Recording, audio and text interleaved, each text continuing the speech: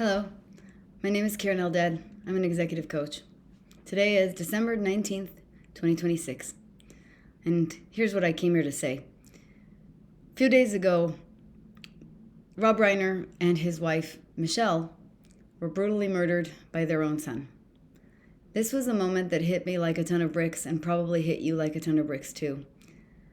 It's akin to what happened when I experienced the death of Kurt Cobain and when I will experience the death of Madonna one day.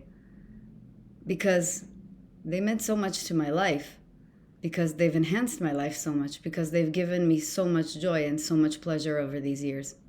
And so I sat in a moment of shock and grief that was a collective moment of shock and grief, because a lot of us felt that way.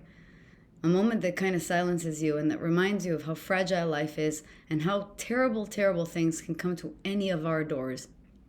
And then, not hours later, Donald Trump posted a post so vile and so heinous and so inhumane that I had to kind of do a double take and then check whether this wasn't AI generated. Not hours passed before he doubled down on that cruel, heinous, vile, vicious post. And that's what I want to talk about. I want to talk about what he posted because it wasn't just inappropriate, it wasn't just offensive, it wasn't even just cruel, though it absolutely was all those things. I want to talk about it because it crossed a boundary, a final boundary, and that boundary has a name. That name is dehumanization. I want to be clear about why this matters, not politically, but personally, and why I'm taking to the airwaves to talk about this. It's because dehumanization doesn't just begin with violence. It begins with the ability of people to stomach someone else's suffering without flinching. It begins when we turn away from grief and we say, well, they deserved it, or they had it coming, or it doesn't matter because they weren't useful to me or didn't like me. It doesn't count because I don't like them. Dehumanization does not begin with violence. Brene Brown talks about dehumanization beginning with moral exclusion. It's the moment that we push somebody outside our circle of care. And that is the part where this one hits so close to home for me. That's why I said to my brother-in-law that night, this is the worst thing Trump has ever done. Again, not partisan, human, spiritual proclamation. Because if you can tolerate dehumanization, you are rehearsing for this in your private life. If you can watch someone desecrate the death of other people and feel nothing, or worse, feel justified, you are slowly teaching yourself that empathy is optional. And empathy is not something that we selectively turn on and off. We are not wired for that. We are empathetic creatures. We are social creatures. And so when you turn that off, it shows up, or rather, it disappears everywhere. It shows up in how you speak to your partner when you're angry, in how you talk to your children when they disappoint you, in how you justify contempt instead of curiosity, in how cruelty becomes just being honest.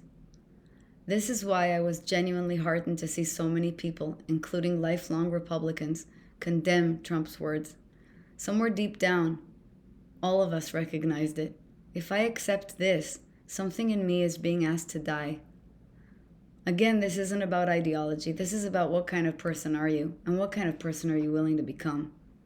Dehumanization doesn't harm the target. It reshapes the speaker. It hollows out the conscience, and it hollows out the soul. It makes cruelty feel normal. And once cruelty is normalized, it doesn't stay on the internet. It comes home. So I want to say this plainly.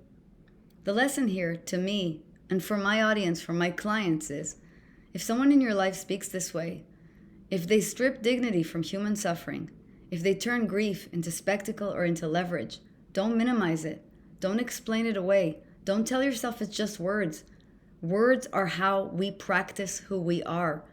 You don't fix a situation like that with better arguments or conflict resolution scripts. You don't manage this with spiritual bypassing. You name this as a boundary and you draw a sharp, unmovable line. A culture that cannot protect the dignity of the dead will not be able to protect the living.